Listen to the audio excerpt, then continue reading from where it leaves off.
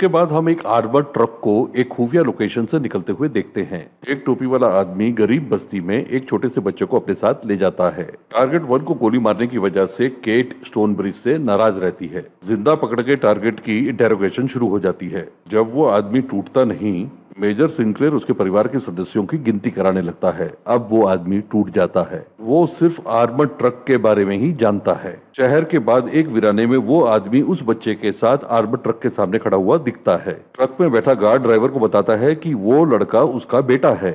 एक van truck के पीछे आकर खड़ी हो जाती है और उसमें से कुछ और हथियारबंद लोग उतरते हैं। वो लोग ट्रक पर लगे कैमरों पर स्प्रे मार देते हैं। आदमी गार्ड को बाहर बुलाता है। ड्राइवर गार्ड को रोकता है और उनकी कंपनी रेडियो पर उन्हें कांटेक्ट करने की कोशिश करती है। ड्राइवर रेडियो की तरफ बढ़ता है तो गार्ड उसे गोली मार देता है। गार्ड ट्रक से बाहर आ जाता है। आदमी उस बच्चे को जंगल की तरफ देखते रहने को कहता है। इसके बाद वो गार्ड को गोली मार देता है। ट्रक के दरवाजे को चार्जेस के साथ खोल दिया जाता है। अंदर एक गार्ड और होता है। एक आदमी के हाथ में चेन से ब्रीफकेस बंधा होता है। वो अंदर दाखिल होता है और ट्रक में रखे एक डिवाइस से डेटा क्लोनिंग करता है। काम पूरा हो जाने पर उसे भी उड़ा दिया जाता है और जाते जाते उसके हाथ को भी काट दिया जाता है। लाश की हालत की वजह से उस आदमी की शिनाख्त भी नहीं हो पाती। ट्रक के सीसीटीवी फुटेज से आईआरए के डेनियल कॉनोली को पहचान लिया जाता है।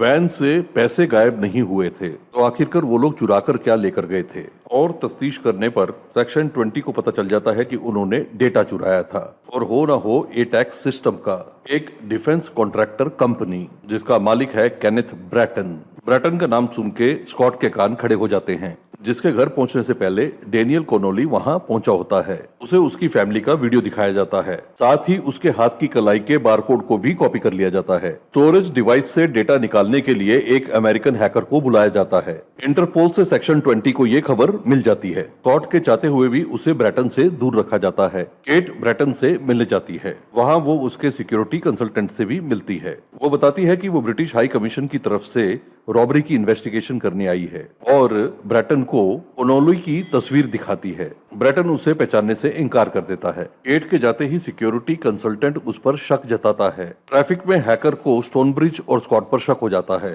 वो दोनों उसका पीछा करते हैं। इससे पहले कि हैकर स्कॉट पर गोली चलाए, एक बार फिर से स्टोनब्रिज उसे गोली मार देता है।